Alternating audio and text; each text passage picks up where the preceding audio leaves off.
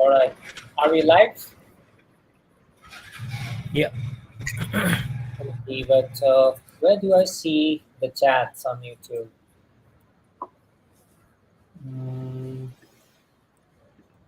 Let me share. Yes.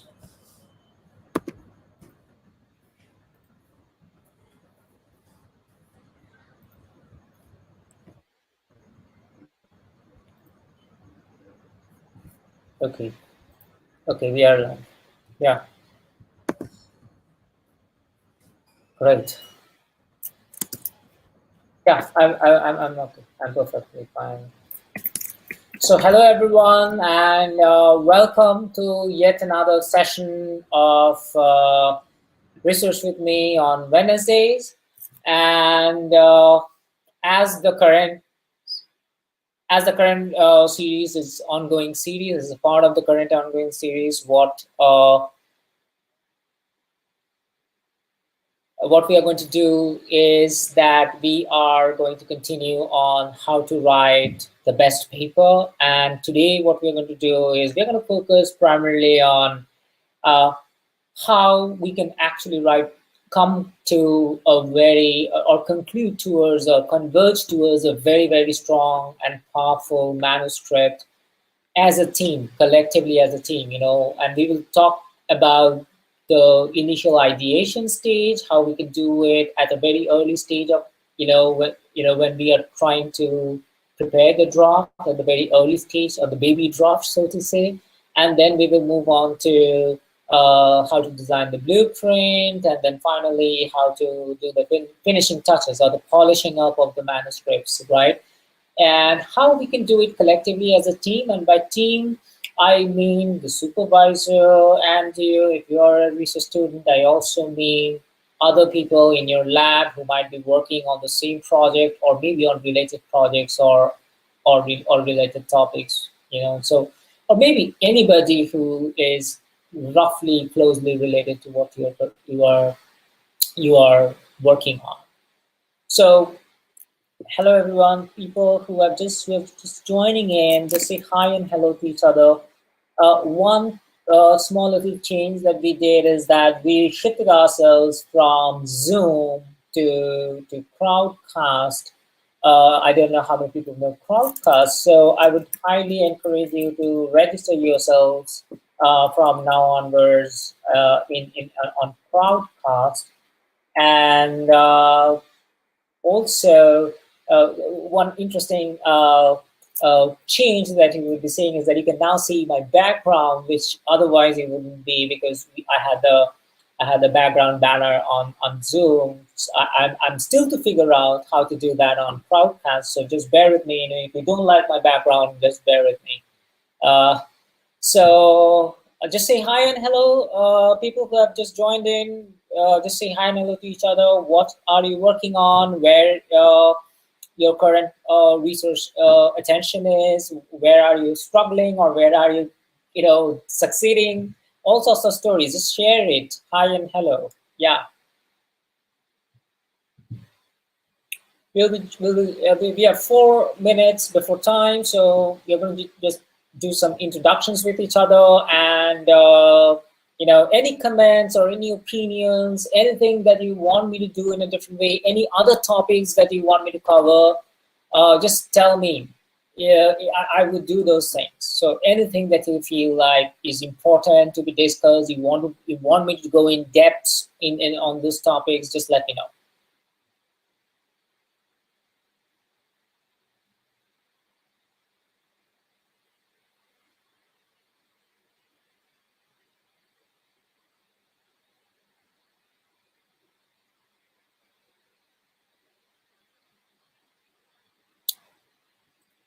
Say hi and hello to each other. People who are before time, don't worry about that. We are going to start. The scheduled time is 9 p.m., but I usually tend to wait for 2-3 more minutes before I get to see people joining in a little bit. So any old timers who have recently just joined in, or are we still to wait for the old timers? Any newcomers?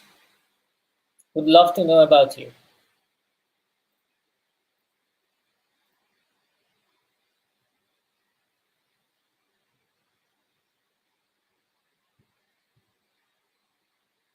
Let me just pop out the chat.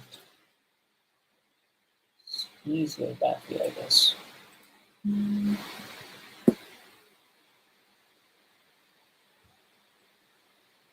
So Crowdcast is going to be we are trying to shift to Crowdcast as our de facto broadcasting platform.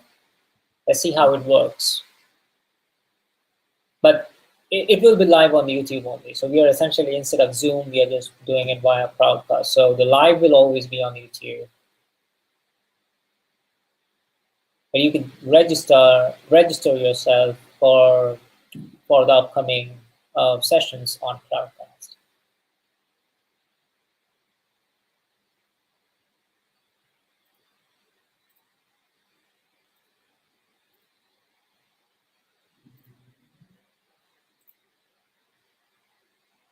Say hi and hello to each other.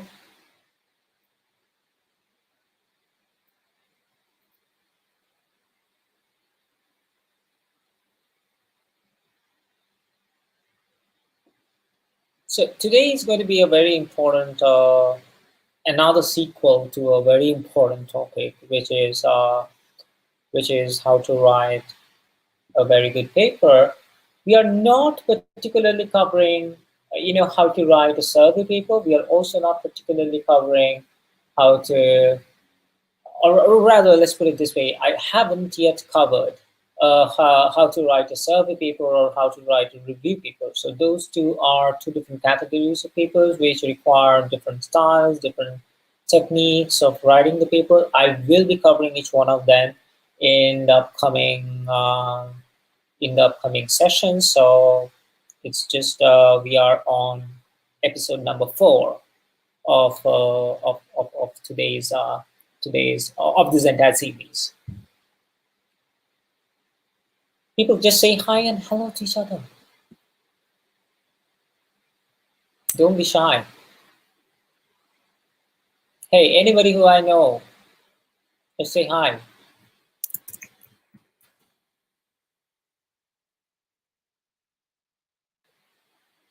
All right, so we are right now. It's 9:01, and let's just wait for another 1 or 2 minutes probably, and then I think we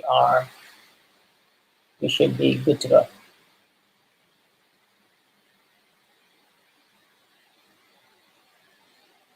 And for those people who are yet to find us on Discord, where we actually put a lot of very, very good, very highly curated, useful materials, videos, courses, and many other kind of help that we keep giving you. Do join us on Discord. So this is the Discord link, and there's a there's a bunch of community that we are trying to develop over there, and we are trying to invite all of you to help each other out, and also to share your experiences, your opinions. And if some of you are already using Rax, then just let us know how we can actually take Rax to the next level. Hi Vidya, welcome back, and a very good evening.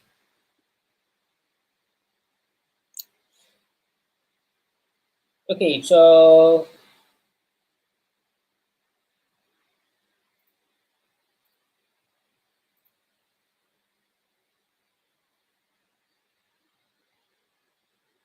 all right, so I think 9 and 2. Maybe we should start, and we should then let people flow in as per the time, and definitely it's going to be recorded. So even if people might miss some part, they can actually watch it later on. So okay, so yeah, so writing the best paper, part 4 or episode 4. And we're going to talk about how you can do that as a team, collectively as a team, with your supervisor, with your lab mates, with your teammates, with your collaborators, or with any people, any other researcher who might be interested to know more about the research that you're doing, or researchers in your own community who may not be working in your own in your lab, but you may be working on similar problems or similar research questions. So just to give you a context of what Rax is a next generation literature analysis and comprehension tool. So we primarily focus on literature survey, literature review, and we try to figure out how we can help you in doing those things, how we can help you in quickly figuring out, how to compare one thing with the other thing, how to do focus study, how to critically examining a paper, and those are the kind of stuff that we do in Rax. You can explore Rax by going to this website and just leave comment. If there's a 30-day trial, so just keep putting your comments on Discord. That's the community we're developing, and just let us know what you feel about it, right? And see if this can be useful for you. So yeah, so this is where we always end, right? So writing a paper can be draining and lonely. So that's today we are going to focus on the lonely part, right? And what I'm going to tell you is it's actually a really, really bad idea if you keep doing this alone, because I tell you these days, and writing is not just something that you should be doing all alone, or just taking some occasional help from your supervisor, but you should try hard to include other people in your lab, right? So that's what you need to take away from today's session, right? So teamwork always leads to great manuscript. So that's the thing. That's the slogan for today. The end goal, we all know that you have to get your paper accepted, and on the way you have all these reviewers who are going to cut your throat off, and you really need to make sure that you get to the end. So the entire objective of doing it as a team, and all the other episodes that preceded today's episode, you can go to YouTube and you can watch it later if you haven't watched it yet. Everything boils down to this one single objective, which is at the end of the day, you need to get your paper accepted. Because if the paper isn't accepted, there's no good, because it's almost like it's like doing research in the dark, because people, it won't. Your research is not going to affect the larger research community or the greater humanity or society, or with whomever you might be working for, right? So essentially everything is lost if this doesn't happen well. So there are 5 common mistakes I want to talk about before I go deeper into how to work in a team when you do proofreading. But the first mistake that people do, which I see a lot of times that happens, is that they write a paper. So do not do these things. Don't write the paper completing everything that you have to write about it, and then you have one final draft. Let's say that's the final version, which means the complete draft, starting from the abstract to the introduction to the related work to the problem or the research question description or the problem description to the to the method or the approach or the technique or the methodology to the evaluation and whatever. So the entire paper. Don't try to write the entire draft and then go to other people, including your supervisor, and then try to get some feedback of that final draft. Don't do that. And I'll tell you why that's not a good idea. You will never get focused review or focused feedback. And a lot of times what happens is this doesn't end up very well in terms of the quality of the feedback that you would expect. Why that is so? Because much of that problem is because of the mistake number two that many people make is that they don't respect the time and the schedule of their teammates, including the supervisor. By the way, when I talk about team, I also include the supervisor. So don't do that. You need to know that they are also busy with their own thing. Their plates are full too, and they have plenty of other things that they have to attend to, and they have a schedule. So you really need to know their schedule, and you need to respect their time, right? So that's another common mistake that people do. You just when you're done with your draft and you feel like, hey, yeah, okay, so now it's time to get some feedback, and when you don't get the feedback on the right time, then you feel kind of uh, you feel that your expectations are not met. You also feel that you are now in a hurry because the submission deadline is coming up, and you feel like, well, this is something that I really need to hurry into, and that leads to really suboptimal, in terms of quality, suboptimal manuscript submission, and which definitely it's obvious that there's high chances that it will be rejected, or come, if not rejected, in the best possible case, will come with some major revision, which again kills the time. The third common mistake, is that that's the first thing that you need to do. You need to be your own critic, and if you remember, this is the stuff that we discussed in episode number 2. Don't have to go to episode number 2 right now, but after the session, whenever you get some time, you can go to episode number 2 of Writing the Best Paper series, and you can go through that episode, and you can get to understand what I mean by that. Also, the presentation that I have, you will get it on Discord. So join Discord, and you will get the presentation of episode number 2 as well, the PPT. Mistake number 4 is not having your working notes together with the comments on the working notes in place. And I will be expounding over this in more details just after a few minutes.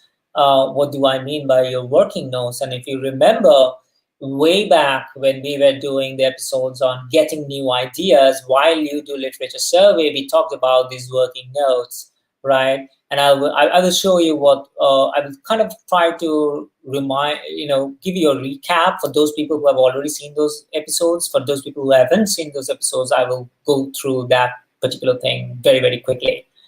And then mistake number 5 is you don't you don't use a collaborative draft editing environment or workspace or software, and that's not a good thing to do. It's not a good idea not to use it. There's but there's quite a good number of couple of very, very good software which you can use for collaborative draft editing, and you should take advantage of especially the free plans and all, and you definitely should be using that. I will be showing you one such very popular platform tonight.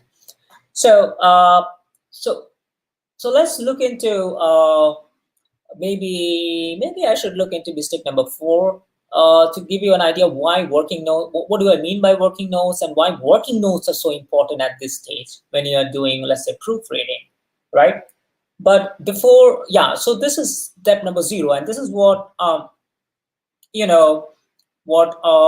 why step number 0, why it's not step number 1, because this is a process that happens even before you actually start writing the manuscript and showing your manuscript to other people, right? So even before your collaborative manuscript revision work starts, even before that, this is what you should be doing, and that's why I look at it as step 0. Right. So what do I mean by discussing your working notes? So when you are doing literature review, there are 3 types of gaps or research gaps, right, or research opportunities that you would be figuring out, or you should be figuring out.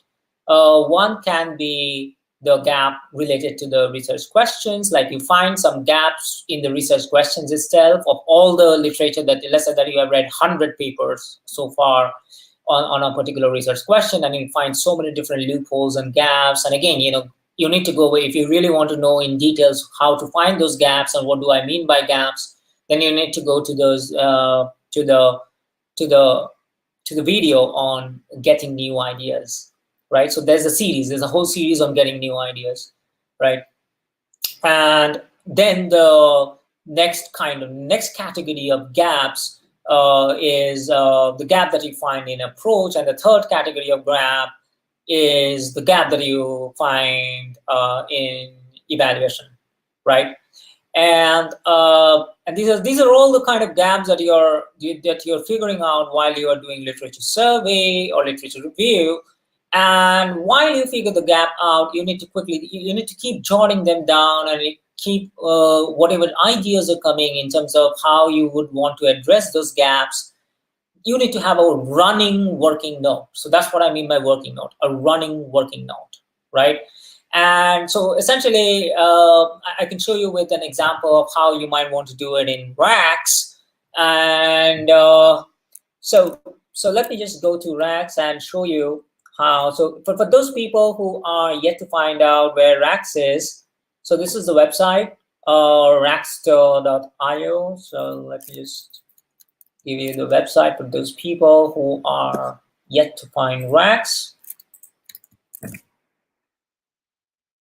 And once you go into the website, it's very simple. You can even just sign up with your email ID, and once that happens, then you get into your workspace, which consists of all the different research projects that you're working on. Some of them may be related, some may not be related. Some of them you might be just working alone, while some you are working collectively as a team. So today, since the topic is how to do draft revisioning or manuscript revisioning as a team, so we will pick up an example where there are a good number of team members working together, right?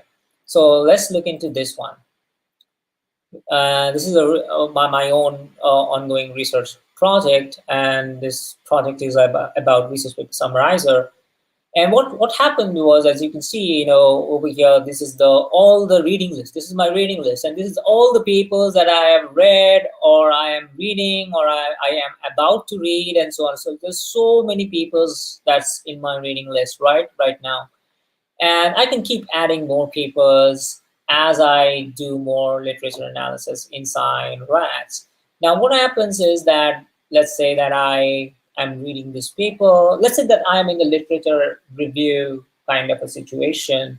I'm kind of taking you like a flashback, just to give you a context of what you need to do during manuscript revision. So I'm just taking you very, very quickly, like a 3-minute flashback, sort of, to what you would have done before you are even in this stage. So the stage before even you are, in the stage of writing your manuscript.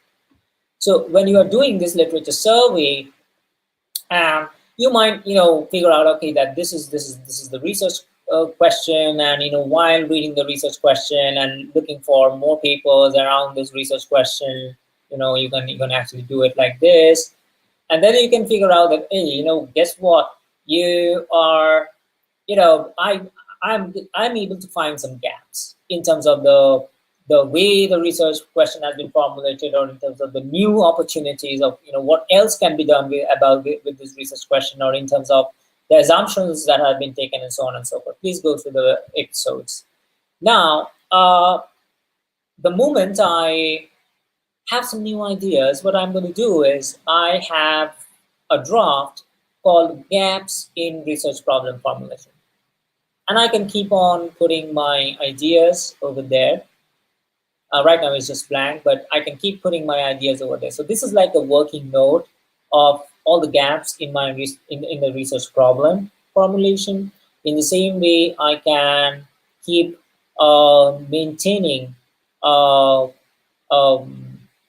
something like this, like gaps in the research approach, right? All the gaps that I'm finding out. Let's say that I'm reading hundreds of papers, and all the gaps that I'm finding out, and where I see opportunities, and what's my opinion, what's my thought, how I want to address. So all the working notes as I was reading many papers and discussing many papers and critically examining many papers, right, at different stages of my research. So I keep maintaining such drafts. So in a similar way, there will be a draft around evaluation as well. So so then you know what, like, and then I can make a master draft.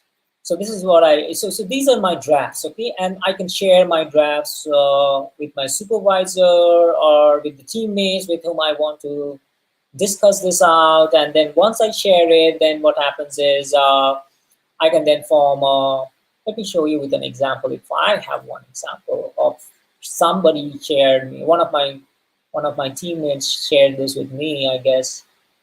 Yeah. So they will share it with me, and I can see some of the stuffs, and I can start a discussion thread around this particular draft, right? So, and all my discussion threads. So this is what I mean by the notes, the working notes, and which is a draft, which can be, you can create the working notes as a draft inside Rax. And what I also mean is that not just the drafts that you're not just your own ideas, but all the other discussions that are going around those ideas are also maintained over there through what I call as the discussion threads, right? Something very similar to what happens in Google Docs, right? Now, you might also say that you might also want to do it in Google Docs instead of doing it inside Rax. That's perfectly fine. But then the problem is that if you are doing literature analysis and critical examining, deep examination of literature analysis, and all the unique features that you get in Rax over here, then it's better that you actually maintain it in the same place within the same project, instead of, otherwise sometimes what might happen, it can just get scattered, right?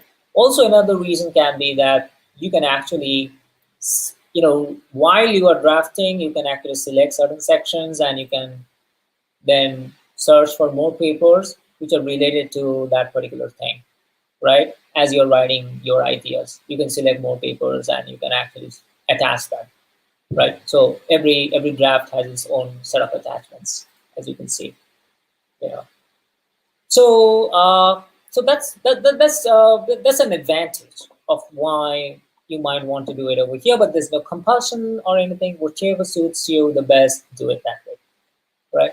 Okay. So now, let's say once you have all these working notes all done, which means you're ready. All your working notes are all in some nice shape and everything.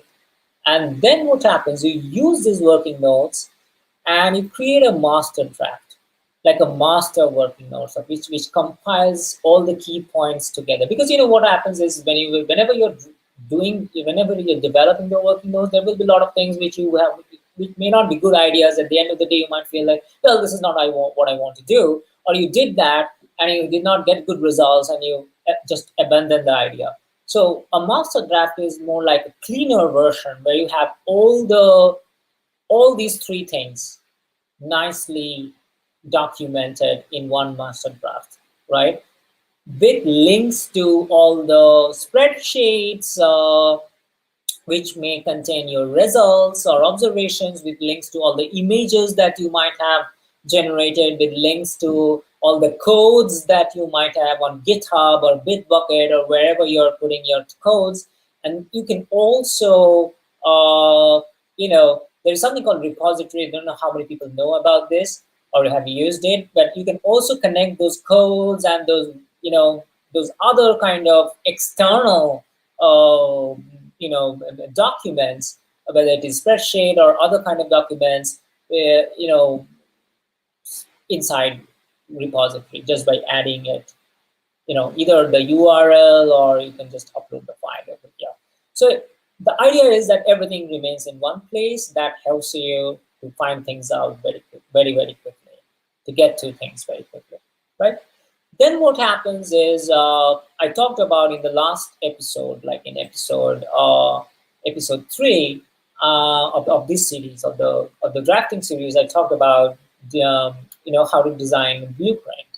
And people who have not yet gone through that, please go through the video, or you can also see the PPT. I think I have posted the PPT on Discord. So you can go and download the PPT and go through the PPT as well, how to design a really nice blueprint.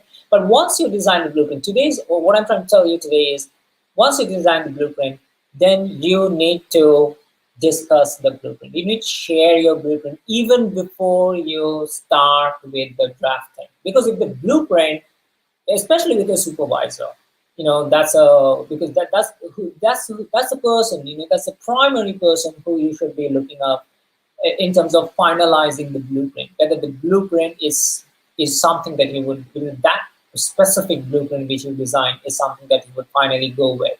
That's kind of like the skeleton of your draft. So do not just come up with a blueprint all by yourself and just start writing, and then go to your supervisor, and then your supervisor starts reordering stuff. Like, well, this is not the skeleton. It's almost like you have put all this flesh together, and then you're trying to change the skeleton. That is going to be very messy, and that will, that you have huge chances that you will miss your deadline, submission deadline. And even if and when you see yourself missing submission deadline, what really happens a lot of times is that you tend to hurry, and it results in bad quality or poor quality submission. So don't do that, right? So make sure that everybody agrees, everybody in the team, or at least your supervisor and you guys agree on the blueprint. So try following that. And one way of doing it is that you can actually write your blueprint inside Rax, and then again you can share the blueprint with your supervisor. Let's say Bible is my supervisor, so I can share the blueprint with my supervisor, and then my supervisor can comment on this particular draft, right? Or this, which is the blueprint, can comment on my blueprint, and I can readjust the blueprint accordingly, right? So that's a good strategy, that you first fix and finalize the blueprint, right? So I think Ketu has. Ketu, can you share the link of the of the the running survey that is going on, that we are trying to do for tonight, on the chat, on the YouTube chat? Then I think maybe it will be interesting to see some results over there and show to people. I don't know how many people really responded, because we did it pretty late. So yeah, so let's see if there are some questions also. Any questions so far, anyone? Hi Saranya, great to see you. Hi Howell. What's your first name, Howell? Yeah. It's just it's not even a 2-minute survey. It's a 1-minute survey, so people, you just can fill up the survey. Let me see how many people actually. Let's see what's the result. Oh, not too many responses so far. But let me just go to the results. So let me see how many people do do their manuscript revisions with their lab mates. And it seems like so far, I mean, just 8 people responded, but so far 62% said that, well, yes, they do, and 37% said that they don't. But this percentage, we need more data to actually get to some convergence. So right now it's going to shift a lot. We can't say much over here, but still interesting. And then there was a question on how many times do you revise before submission, and 25% says more than 6 times. 62% 3 to 4 times, and 12% says 1 to 2 times. Okay, so a fair amount of people actually do it quite a fair number of times, I guess. And then the third question was, do you revise your manuscripts in parts or in full draft form? Right. So so this is something that I'm going to touch upon right now. So 50% people said that yes, they do it in parts, which is section wise, and 37.5% said that no in full, which is once the entire, uh, you know, once the entire first draft is ready, then they do it. That's like, so 37% actually do that once the entire draft is all ready. And this is where I would like to address to this 37.5%. And of course, this the people who actually don't do it, that, this is not a good idea. And I'll tell you why. There are reasons, the psychological reasons why it's not a good idea.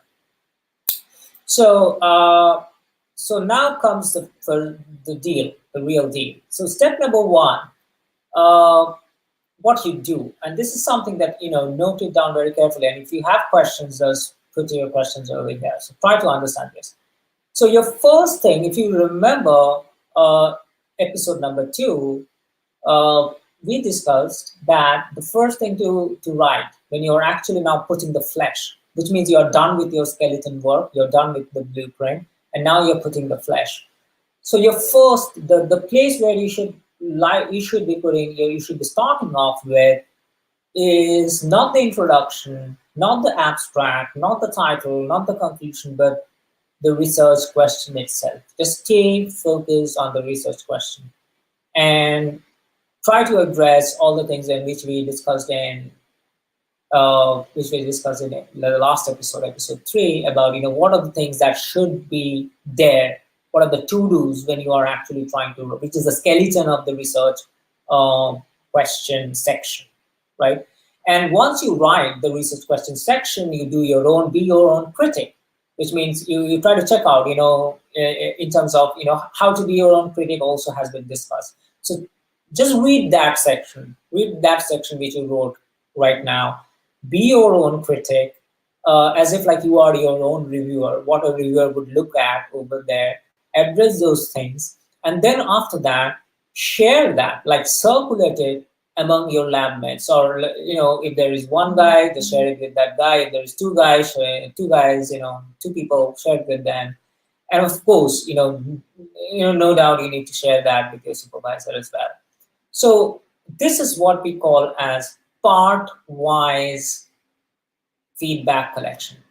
And why part-wise feedback collection is a very good idea, because you see, when you are sending out the parts, what happens, there are two things that happens, and one is that psychologically, the person who would be giving you the feedback do not have to read a lot of material. So psychologically what happens is they do not procrastinate, right? They do not feel like, hey, this is something that I will do. Yeah, this is important, but I will do it later. I will give you the feedback later. That usually doesn't happen when you put it into sections and small sections, and when you send it out for an evaluation. The other good thing that happens is you can actually say you should be sending out that particular part with a survey, very short survey, like a 1-minute survey sort of.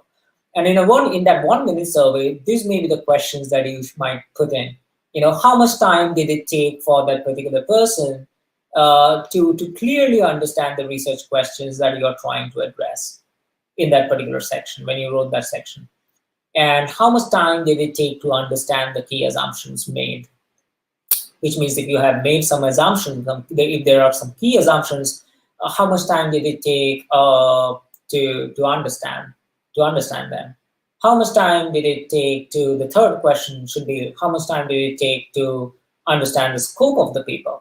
Or conversely, what is not being addressed? Did they really even understand what is not being addressed, right?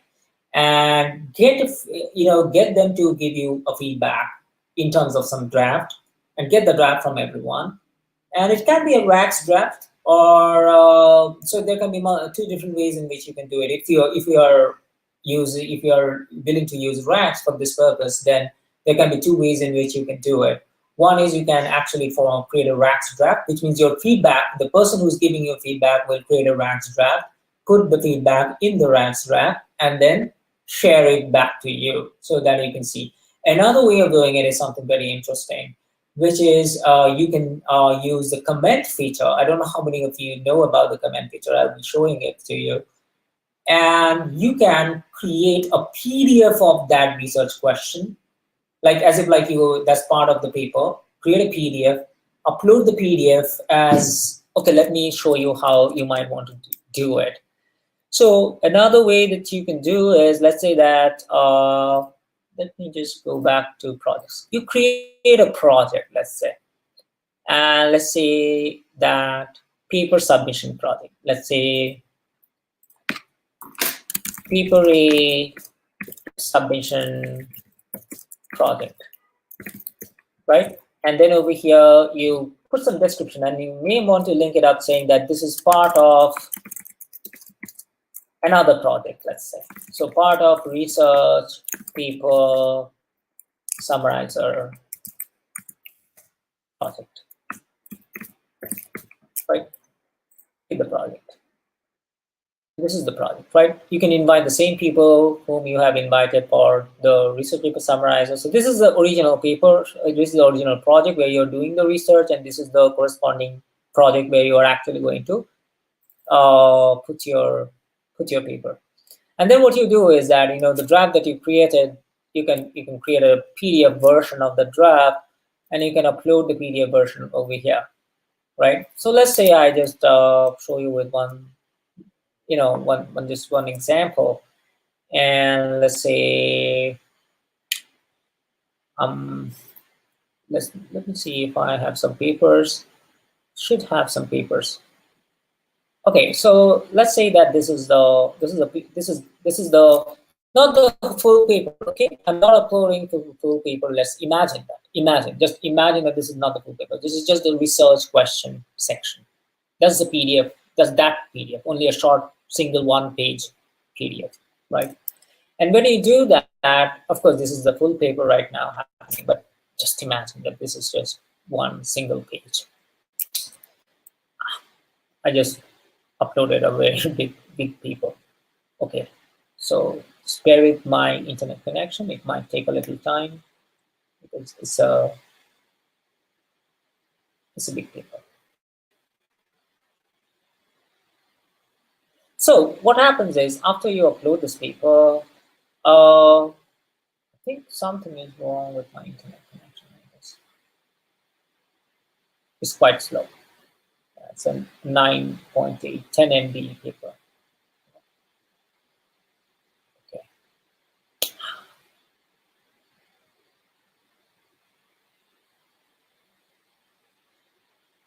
Finally. All right. So let's say that this is a paper that you uploaded, and what you can do is you can, and let's say that you just wrote one single page. That's it. Let's say, and only going to show you that one single page, right? And then what you can do is, so this is the other way of doing things, right? So, and let's say that this is this one single page that you wrote, and this is the research question, this one. Forget about the introduction. Okay, this is the introduction. Okay, let me go to the other. Yeah, methods. Let's say this is the section, right? And you just wrote this section, this paragraph and this paragraph, let's say. And once you are done with that, you can share it with your teammates. And let's say that you share it with let's say this person.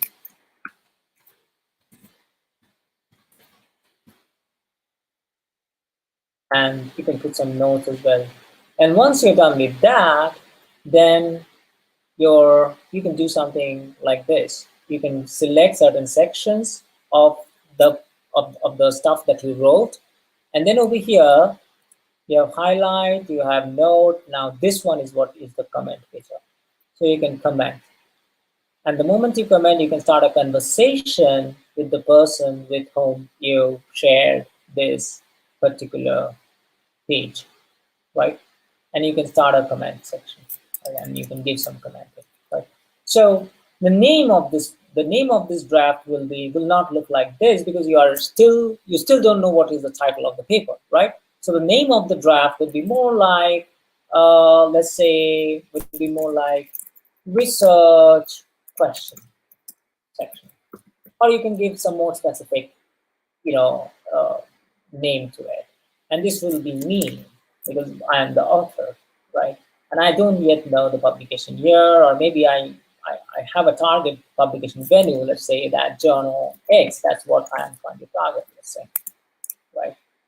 And I don't yet know the abstract. So this is what it would look like, right? And then the commenting would start, and later on, right now I have no activity, but once my team member, like it's kind of pending right now, but once my team member accepts it, and then we can actually start a conversation around this particular page only this one particular single page, right? And you can start conversations on specific things, very specific things, like something like this, and you can start a conversation thread on that, right? So that's a very important and interesting thing that I wanted to show you, how you can actually do it as a literature draft, so to say, by converting the draft as if like it's a part of a paper, and then start doing commenting. And then once that commenting is done, you get all the feedback, you revise about the draft. So far, that's what, and you do the same thing. If you look at it, you do the same thing with the approach survey. But before I go into the approach part, let me see if there are questions related to so far what we have discussed so far. Okay, so let's look into talk chats. Hi, Prashant. Any questions? Any questions, guys? Just let me know if there are any questions so far, right? Like how would you so the current focus right now is, you have, what is the scenario? You have just done with your research question section writing, and you are now circulating that into your team and to your supervisor, and you are trying to collect feedback. And what I showed you is one way in which you can collect the feedback, right? Now this is just one way in which you can collect the feedback, right? Another way in which you can collect the feedback is through something called overlay. I don't know how many people know overlay, so let me just let me just go to the home page and show you what overlay, how overlay homepage looks like.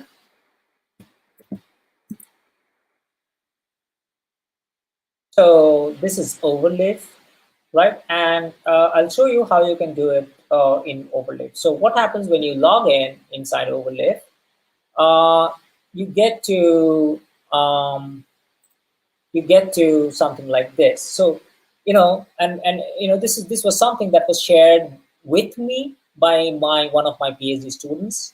And you see that this is just a paragraph, just a paragraph. He shared an abstract, but imagine that he shared with me the research question itself. So when I click on it, what happens is that I can either go into the LaTeX way of commenting on it, or I can just do the plain and simple rich text of commenting. And let's say that this is the section that is sort of the research question, right? I'm kind of giving you a third alternative of how to do it, right? So then what you can do is you can actually select certain sections, and again, you can start, okay, where is the comment? Okay. So you can select certain sections and you can comment. Where is review? Yeah, I think, no, not review, not chat. Oops. Okay, you go to the source, sorry. And over there you select the section, and you can, I think, did he just took me out of the rights? But let me see how to do this. I think I am not getting, yeah, here you go. Okay, I show you again. Sorry about that. Let's say that this is where you want comment, and you can select the section in this pretty much in the same way in which I was showing you how you would have done on Rax, and then you click on review over here, and then you can actually start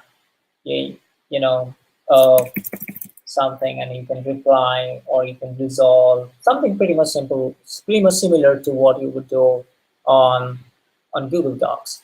But if you do it on Google Docs or if you do it in Overleaf, what I would really emphasize is that you just select this link if you're using Rax. But at the same time, you don't want to do this stuff, the drafting revision on inside Rax, but you want to do it on Google Docs or you want to do it in Overleaf, then you better do this. You better have in the repository section, you better add an item, and over there, you better put the link. And this is the Overleaf link. You put a title to it. This is like the research question, and you put manuscript. Let's say put some color, and if you want, you can add some remark. And what happens is now that it's all organized, which means that even whatever changes are happening over here. So let's say that I just close this, and later on I can come back to Rax and I simply just click on it, and that section opens up. So it's all like organized. So even if you don't want to do drafting and draft revision inside Rax, no problem. But you just want to, let's say you just want to do literature analysis inside Rax. So that's not a big deal. But please make sure that your Google Docs link or your Overleaf link or whatever you're using is all linked up nicely over here, right? Okay, so that is how, as far as this thing goes. Now let me look into the other part, which is circulate the approach set. Now let's say that you're done. You have revised the research question section, including which would include your assumptions, your scope, and everything, and you got all the feedback. Now the good thing about the survey, why the survey is important, because it also helps your teammates to give you very precise and specific feedback on specific things on which you need the feedback. Otherwise, sometimes what happens is that they will give you some small little comments, and they may only be telling a little bit about the research question or a little bit about the key assumptions, but they may not give you specific bullet points on each one of these things, right? So when you tell them to give you a feedback, what you should be expecting is that they give feedback on each one of these three things, like the clarity on the research questions, the assumptions, clarity on the assumptions, and if some comment, not just clarity, but also the comment, if they have some critical comment to make over there, and the scope of the paper. Because if this is not clear, then I can almost guarantee you that it won't be clear to your reviewer as well, right? So don't jump into the other sections before you are done with this section, right? So this is the reason why a survey is very good. The other thing is the time, because if it is taking a lot of time for people to understand, then it is good, because your lab mate is a friend, or your supervisor is is supposed to be your supervisor. So he or she would take the time and the pain to really understand what this is. But a reviewer doesn't have the time, and neither the reviewer is emotionally attached to you. So if your lab mate is taking a lot of time to understand what are the research questions or to understand the key assumptions, then that's bad news, which means you have to make it shorter, you have to make it more crisp, you have to bring more clarity, and again show it back, and again tell them, now is it shorter? I mean, does it take less time for you to understand, or is it better, right? Or at least do that thing with your supervisor. Okay, if not with all of your lab mates or teammates, right? Do that thing with your supervisor. Now the approach. Once you're done with that, then you come to the approach. You write the approach in the way we discussed in the last episode number 3, where we in details, where we talked about what are the things that should be there in the prose section as a blueprint, as the skeleton. And once you do that, once you make sure that you flesh out all that skeleton part in the prose sections, so then you need to ask again in the survey, and this is where you need to get the feedback from everyone.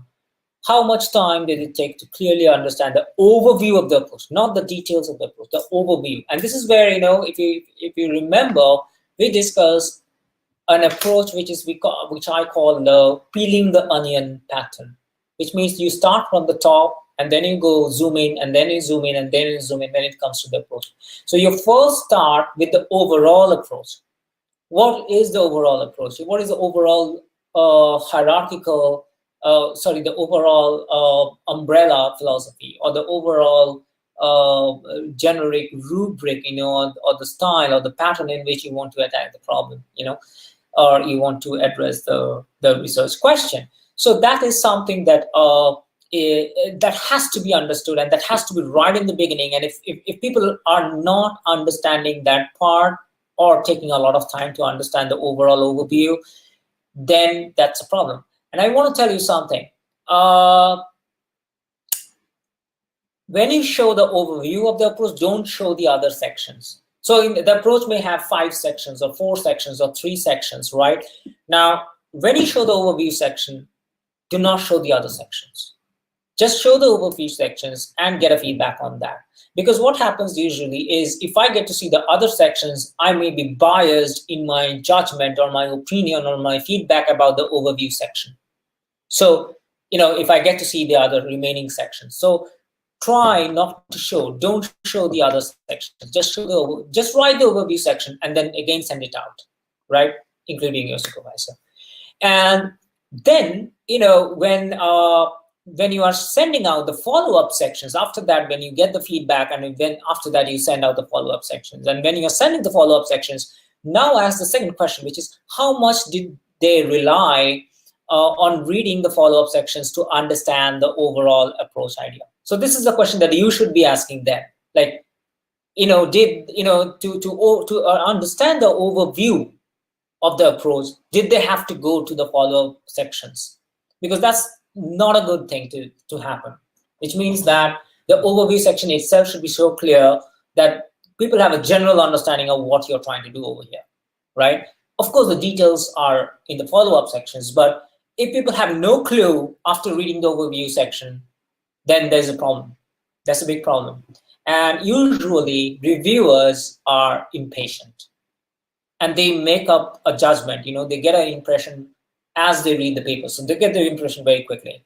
And they will make an impression very quickly right in the beginning of that overview approach. And they will be like, well, this paper is not very well written, it's not very well structured, and all sorts of stuff will start coming up.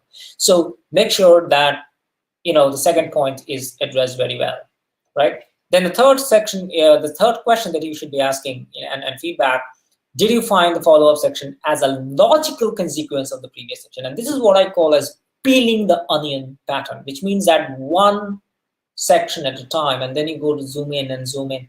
So the one section, if the person who is going to give you a feedback is reading one particular section, then he should be able to tell you that this section is definitely a logical consequence of a logical follow-up of the previous section. But if it feels like, hey, this is just abruptly starting and I don't see the connection, why this section should be after this section, then that's a problem in the flow. There's a genuine, definite problem in the flow. And which would date back to your problem in the skeleton itself, because then there's a problem with the skeleton, because the skeleton will decide the flow, right? So you need to understand that, that this is extremely important, by the way. This is extremely important. I can't stress enough how many number of times people come up to this conclusion of rejecting a paper when they cannot connect sections together, right? And then again, get the feedback draft for each section from everyone. Again, the same pattern. You can use the Raxter draft, or you can convert the draft into a literature section, like all the section pages, and then you can get the comments. You can start a comment thread over that, right? So 2 ways. Step 3, the evaluation survey. Now, this is something, again, it goes back to episode number 2.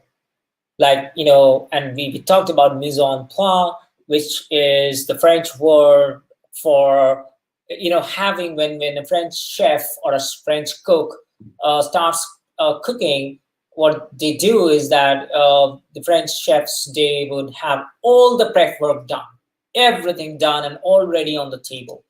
So when they start the cooking process, they never go back into the pantry or try to find something this or find something there. So in the same way, when you start writing a paper, you should not then start going and looking for an evidence or trying to write up some more codes because you want some more data. So don't do that. You first make it a point, like, what are all the materials that you would be requiring to make a solid paper, when you know that this is what I'm going to submit. So before that, all the check boxes that I discussed in episode number 2, and they should be in place. Now, when you've finally written this particular section, like, which means you have put the flesh on the skeleton of this particular evaluation section, then what you do, you send it out to your teammates, and now you give that checklist to your teammates, and in the sense of a survey.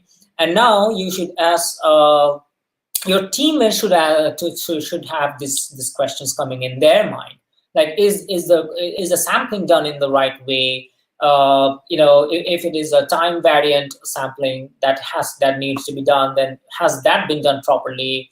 Is the experimental setup or the environment in which the experiment has to happen, is that a control environment? Is there any bias, or is it unbiased? How robust that is, right?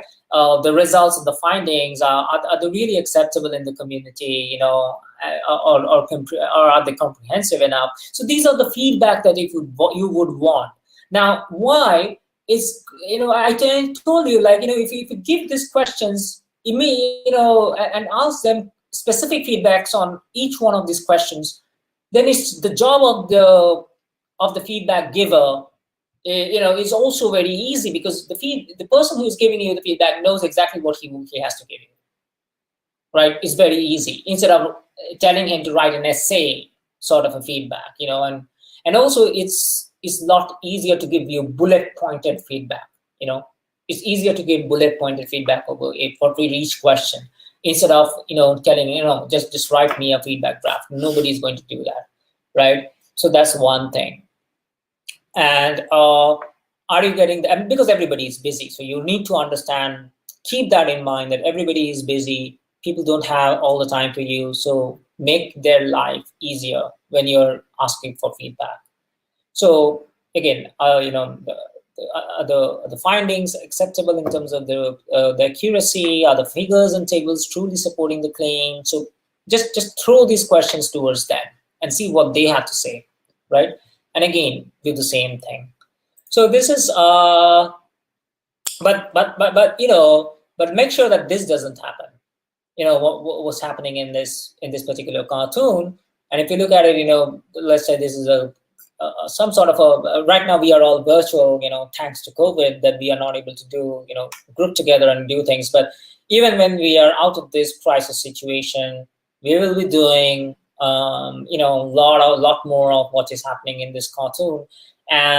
But again, there is no, with all the discussions and debates that will happen when you do the same thing, which I just showed you, which I just discussed tonight, but documentation needs to be there. So don't forget about, okay, so it's all done, and you just go back to your lab, and you think that you will remember everybody's feedback, and you just try to put it back into your draft. Don't do that. And also make sure that this doesn't happen, that your advisor is thinking about his other proposals, grant writing proposals, and other meetings. Somebody is thinking about the food. Somebody is just relieved that nobody is asking questions to her. somebody is writing the first year and has no clue what you're talking about, while somebody is trying to be over smart and to keep asking questions so that he can impress the professor, while the professor is really not interested. So make sure that everybody is all on the same page. Make sure that everybody is attentive. And when you do things virtually, like what I showed in Rax, then everybody has their own time to give their own feedback, right? When they find the time, they give the feedback. And also because you have specific survey forms for them, they know exactly what feedback they need to give. So you make their life a lot easier. And that's the way that you can actually avoid this situation, right? So one important thing, but before I show you that, let's see if there are some questions.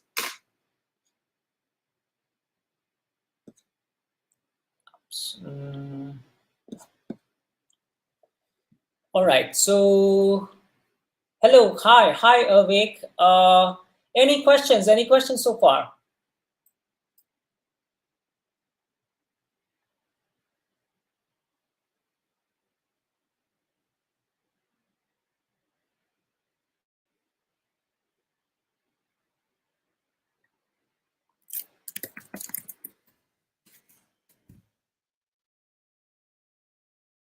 So before I end, I'm going to show you one trick.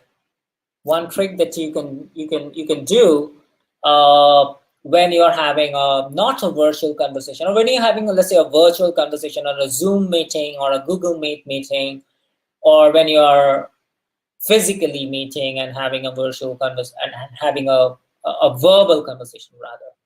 So, but then how to record? I mean, how to make sure that it's all in one place? When people are commenting on Rax, it's easier. When people are commenting on Overleaf, it's easier. When people are commenting on Google Docs, it's easier.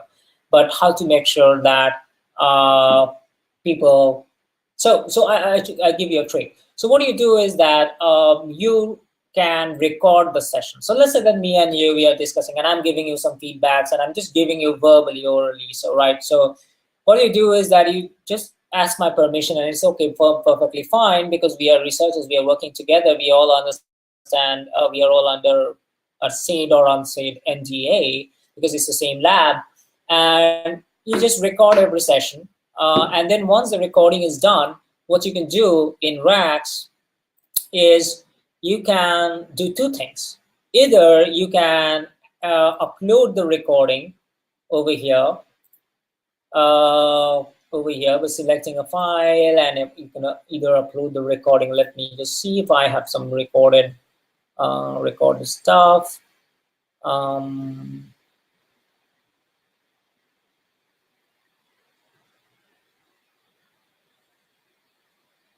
Yeah, maybe this one. Let's see. Yeah, so some sort of a recorded file, you can either upload it. It might take a little bit of time because it's quite a long recording, or you can make a link of the recording. So you can keep the recording in Google Drive, and then you can put the link over here to that recording with a proper nice description of what that recording is about in terms of the date and everything. You can put a tag in terms of this is a video recording of which is a suggestion, which is a feedback on my research problem. This is a video recording of my approach area. This is a video recording of this and of that and so on. For what? For paper A. So this is paper A submission. So everything related to paper A submission, and you put it in over here. So that's another very, very good way in which you can. I mean, this would take some time, so I'm just going to cancel it. But but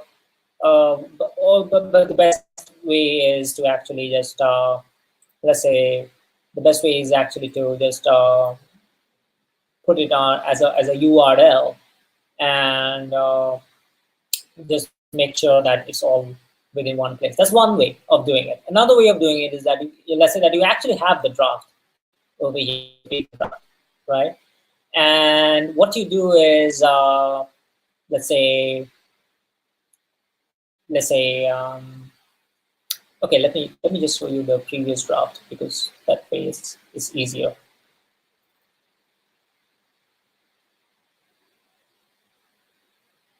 So another way that you can do is, so these were my drafts, and let's say that let's say blueprint, and there was a discussion on the blueprint. And let's say there was a particular discussion on the blueprint over here, and what I can do is I can attach, and I click on attach, which is references for this blueprint. And what I can do, I can click on attach, and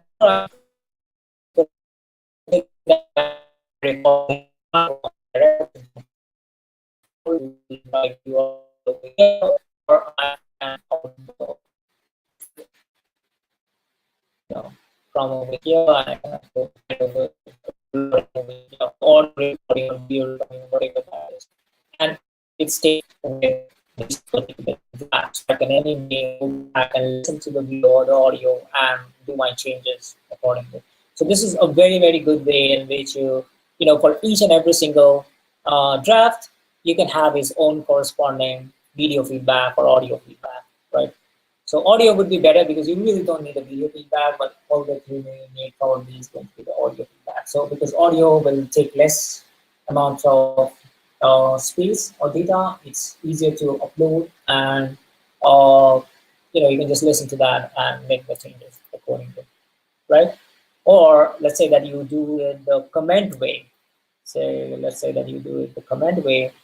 So now what happens is,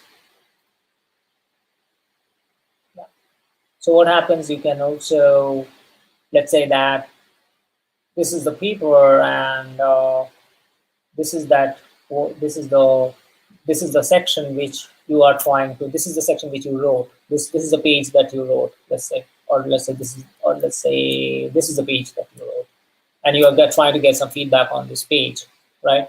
So you can select that particular section where you want to put the feedback, which means you got the feedback, but it was not in terms of a written comment format, but it was more like a verbal communication, oral communication. And what you did, you recorded the audio, and then what you can do is you can select this section, and over there is something which we recently added called attach URL.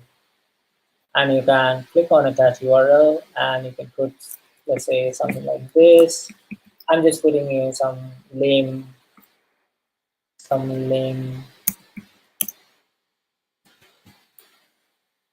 okay, and I just put done, and it gets attached over here.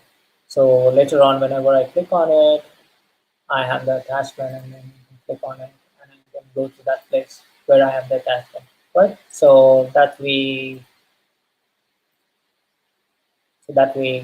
I can link up my dialogues, my communication with my supervisor or with my lab mates in terms of the feedback. Even if they don't write it, they put it into like a comment or like a discussion thread. I can still thread it. I can still stitch it with those particular sections, on which I got the comment, right? So that's another very interesting way in which you can uh, you can actually stitch it together with your working notes, or with your draft, or with your part by part, whatever you are doing, right? And then finally, once you are done with that, and then you can go and you can show your introduction, and then do the same thing with your introduction, and do the same thing with your abstract, and that's how it should go. Do the same thing with your conclusions or discussions and conclusions, and part by part, just keep getting the feedback. In that way, what happens is that you know people don't get overwhelmed. People don't try to give you feedback in a hurry. People psychologically feel that it's just a small little thing that they have to read and give you a nice feedback. They also have what feedback do you need? It's very specific. You're telling them very specifically, these are the kind of feedback that I need. So it's so easy for me to give you a feedback on that, right? So it kind of like takes away a lot of my mental pressure.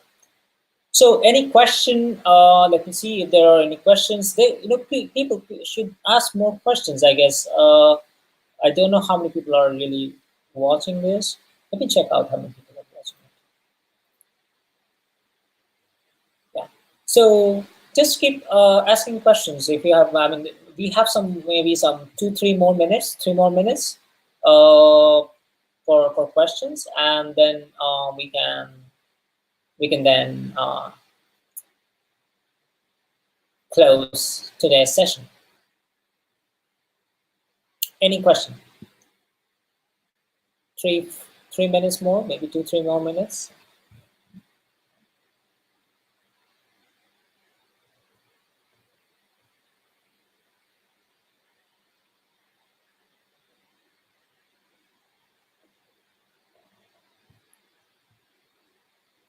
So let me check out show you how many. We got 12 more responses.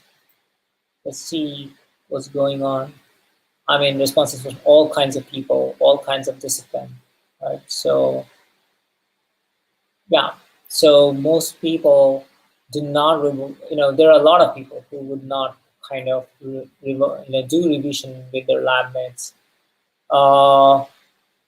Yeah, 3 to 4, 8% is which is just one guy, 5 to 6 times, more than 6 times, 2 people, 3 people on 25%. So this is like the breakup of how many number of times you revise. Do you revise your manuscripts in parts or in full form? Um, in parts. There are a good number of people who do it in part, which is good. For those people who don't do it in parts, try doing it in parts and see how it works. Do you do further literature surveys during? Yeah, this is something that you should definitely try to do, like just to make sure that all the references and everything are all up to date, just to make sure you're not kind of uh, missing out on things which you did not read before, and to have a very, very quick, because you wouldn't have much time because you have to submit the paper. So to have a very quick, while you are doing this, to have a very quick understanding of the new papers that you're finding, you can just immediately look into key insights. So instead of reading the entire paper, you can just look into key insights. That's the new AI feature that we have in Rax, which tells you at, kind of like a bucketed manner, whatever you wish to see, you can just go there and look at it. Like observations, if you're more interested in the observation, you can just quickly read the observations. If you're more interested in all the key important points in that particular bucket is over there, and you can just go there and read that, right? If you're if you're more interested in trying to position your paper in terms of the speculations discussed by the authors, you can just go here and do that. So this is a very good way in which you can very quickly get to the specific section which you are interested in right now while doing the manuscript revision, and just go there, quickly figure it out. If you want to cite, great. If you don't want to cite, it's okay, fine. But at least you know that whether you would like to cite. So final question, do you use any software for manuscript revision? Most people are saying no. And some people say, yeah, LaTeX, Autocrate, Grammarly. Yeah, so this is one guy. One person said, okay, some people said just interest. They're interested to explore. So let's see, try exploring Rax and see how it turns out. No imposition, but just check it out and let us know on Discord how that goes, right? Rax is primarily meant for literature survey, but you can also use Rax in the way I showed you, for manuscript revisioning as well, right?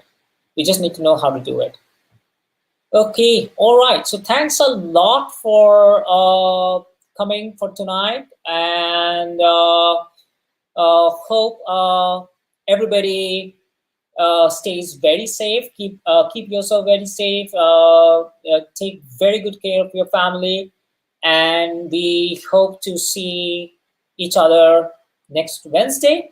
And next Wednesday we are going to talk about how to write a survey paper, right? So that would be the topic of the same series, writing the best paper. So how to write a survey paper. Some people have told me that they would love to know about this. So I will cover how to write a survey paper next Wednesday.